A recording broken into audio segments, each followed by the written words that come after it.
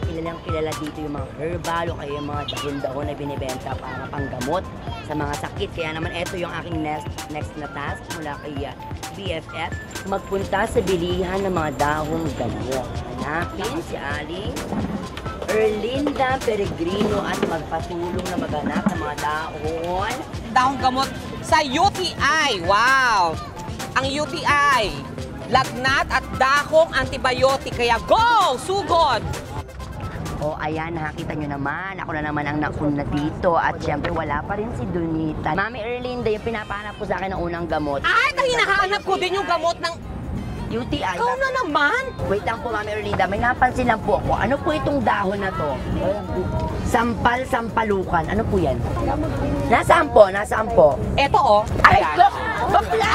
Ano po yung pinapakit ko kanina? Nag-wait na lagi. At siya din po yung babanggitin ko ngayon. Excuse me, ako na una dito, so ako dapat makakuha nitong gamot sa UTI. Ba't naghahanap pa rin ng UTI?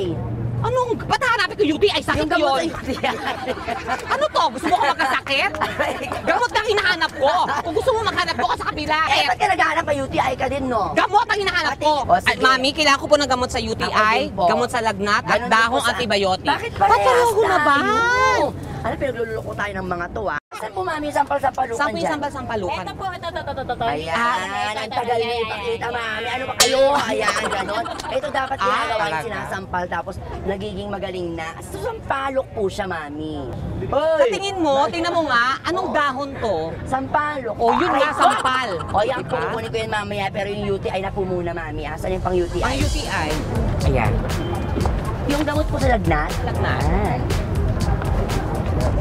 Yung gamot po para sa antibiotic? Anong gamot para sa antibiotic? O. Yung antibiotic, gamot na yon. O, yan. Okay. Tapos meron po ba kayong gamot sa rabies? Ibigay nyo na lang po sa kanya.